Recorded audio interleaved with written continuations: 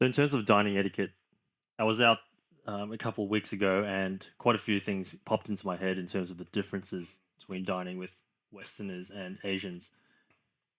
Traditionally, someone would invite, Yep. and then And then sort it's of, probably implied that the person who's inviting will pay, but it doesn't always have to be like that. whereas opposed to most times when I'm dining with Westerners, we'll split it. Yeah, you know that you're only going to pay for what you ordered. Yeah. Yeah.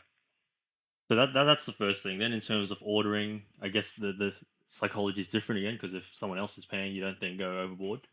But a lot of times people will order their own, eat their own, and it's not as much of a communal sort of environment. Whereas we're used to Yeah. everyone kind of picks at it, and you've got Yeah. a lazy Susan, and Yeah. I think Asian dining, the food is part of it, but it's about socializing. People, I think people don't drink as much, so this is their time. So, if you go to Yum Chow, if you go to a restaurant, you're going to be there for a few hours. Yep. It's not shovel the food down and move on. Yep. Maybe a little bit like the French as well. Yeah, I think so. Yeah, especially when we were there, dinner was like 4 hours or something. That Would you like a coffee as well? No, I just want the bill. I know I want to go home.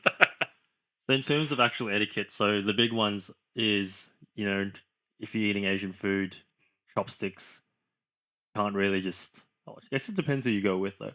But my point is you can't just keep going and sort of, getting your saliva all over the food. Yeah. So either use the communal chopsticks or use the back end of your chopsticks. Yeah. But also, you should wait for the elders to get the food first. Yeah, there's certainly a pecking order when it comes to food. I'm not the best at it because I'm usually hungry, but there is that. I know one of your pet peeves is slurping your soup. I lose my appetite. I actually can't eat anymore. See, most people, if they're enjoying the soup, they will slurp. Whereas I know you, and that's something that you've always had. That's never gone down too well with you. Yeah, and try not to talk with your mouth open. I don't need the rice coming back at me. Yeah, that's true. I think we were talking about it before, and Paul always used to say to us, "One grain of rice is worth 5 pieces of sweat." Was her exact words. So we were always taught you got to finish your whole bowl, nothing left. Whereas I suppose that's contrary to what a lot of Western dining is like. Yeah, like I was saying to you a while ago, one of my friends was in America, or American. He was saying that if you go to fine dining establishments, you actually always you should leave a little bit on the plate to say it was so good that I could eat almost all of it, but I'm not poor enough that I have to eat every last morsel. Yeah, that's like I said, we very rarely go fine dining, but that's the exact opposite. We'll be licking the plate clean to make sure every dollar is used. Yeah, sometimes you eat like the parsley or the garnish, and they're like, that wasn't meant to be eaten.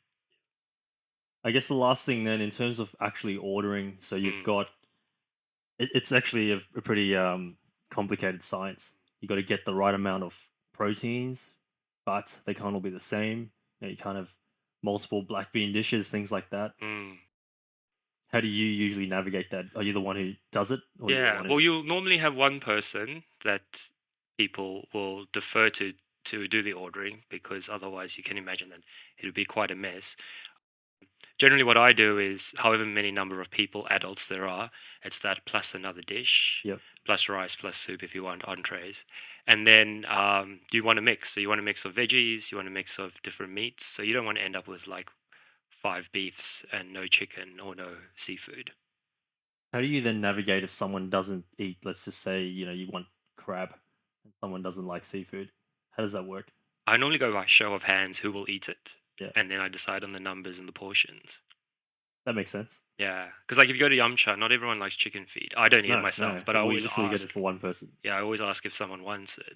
Yeah, I think that's all really in terms of etiquette that we can think of now. I'm sure there's plenty more, so if anyone has anything they want to add, let us know.